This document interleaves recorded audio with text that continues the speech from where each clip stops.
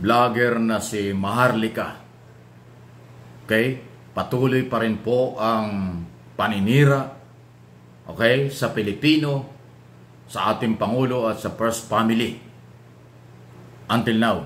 Pero, issue tungkol sa di umano ay pagkamatay ng kanyang asawa sa Estados Unidos na Black American, hindi niya sinasagot o parang dead ma lang sa kanya.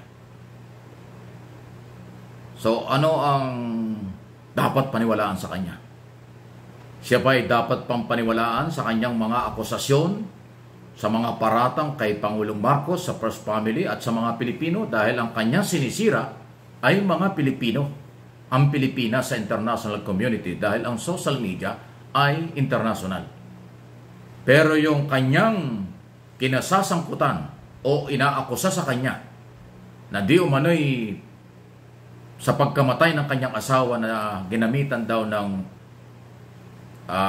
gamot or nilason, hindi niya sinasagot. Ilang araw na po ito. Diba?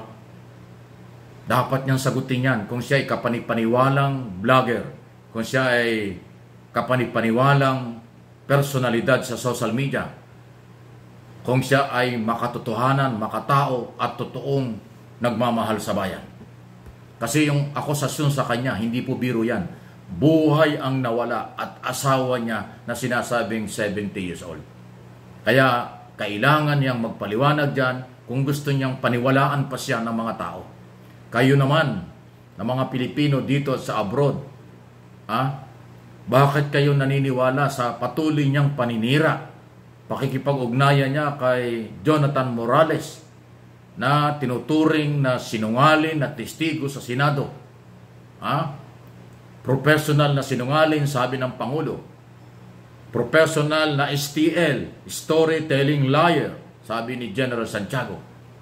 Wala siyang dokumentong magpapatunay sa kanyang sinasabi. Puro salita, puro hearsay lang ang akusasyon.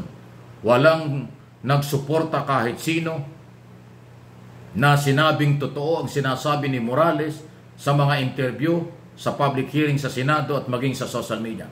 Pero patuloy pong pinapatulan nitong vlogger na ito na nasa Estados Unidos.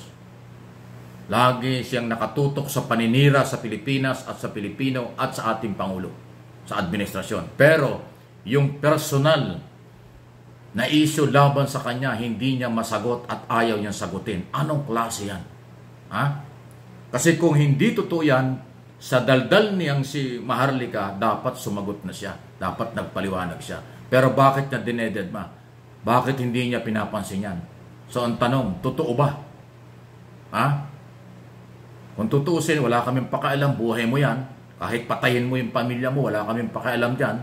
Pero, yan ay may pananagutan sa batas. Kung sa Amerika, American law, pananagutan mo. Kung dito sa Pilipinas, ganon din. Ang krimen o crime, kahit saan gawin, merong accountability. Pero siyempre, dahil personalidad sa social media, meron ka ding accountability na harapin, sagutin ang issue laban sa iyo. Kung gusto mong paniwalaan ka pa ng tao, kung gusto mong kapanipaniwala ka pa, sagutin mo ang mga paratang na yan. Kung hindi yan totoo, napakadaling sagutin. Kung hindi yan totoo, dapat noon mo pa sinagot. Kung meron kang oras at panahon sa paninira kay Pangulong Marcos at sa mga Pilipino, mas malawak dapat, mas mahaba dapat ang oras na sagutin mo ito. Dahil nakataya dyan ang pangalan ng Pilipino, dahil nakakasira sa mga Pilipina na nasa abroad, nagtatrabaho bilang caregiver or nurse o na-involve at nakakaroon ng pamilya na mga Black American o ibang lahi. Baka isipin sila ganon din. Hindi naman po lahat ganon. Matitino ang mga Pilipina, mga Pilipino kahit saan makarating. Iilan lang yung nasasangkot. So nasasangkot kasi nga binibintangan ka base sa dokumentong inilabas ng vlogger na si Mima, na merong autopsy report na di umano nga ay namatay sa lason, dahan-dahang namatay sa lason, yung di umano'y 75 years old na iyong kasama. At kung ano ba ang mga dahilan, ay dapat malaman. So yan po yun Ako, hindi naman ho natin pinangunahan. Ito naman ay nasa iyo. Kung gusto mong paniwalaan ka pa ng tao, kung gusto mong hindi ka masira ang pagkatao, ay paliwanag mo yan. Kung totoo yan, di harapin mo ang batas dyan sa Amerika. Hindi naman batas dito ang papairalin eh.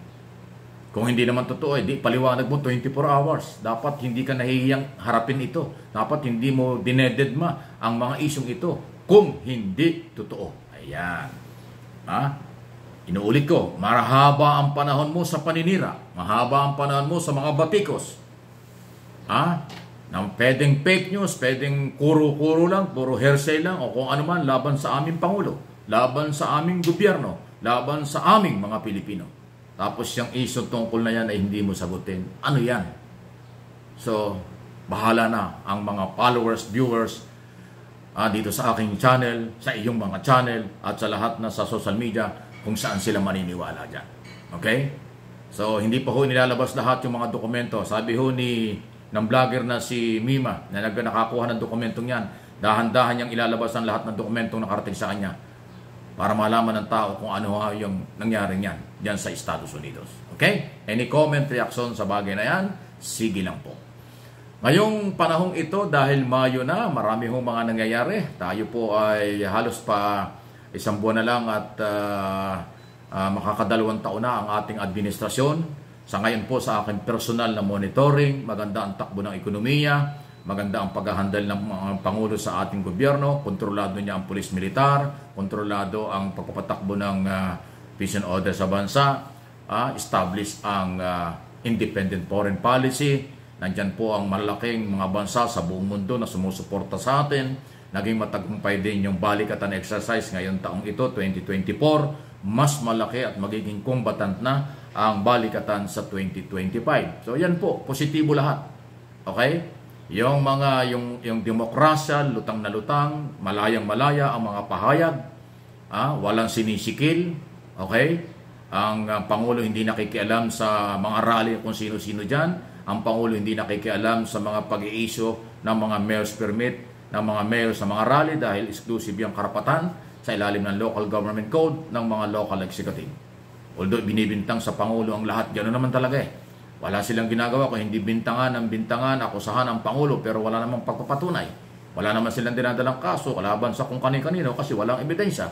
So, bantay lang niyo at ang aking pong mga channel, Mike Abby Opinions at itong MA Pinoy TV ay lagi hong nakabantay 24/7 kung kinakailangan sa lahat ng mga balita na gusto kong pag-usapan, talakayin ko para sa lahat ng Pilipino sa buong mundong nagmamahal, nagmamalasakit, may prinsipyo, okay, nagsasakripisyo para sa ating bayan, Pilipinas. Tulungan natin si Pangulong Marcos.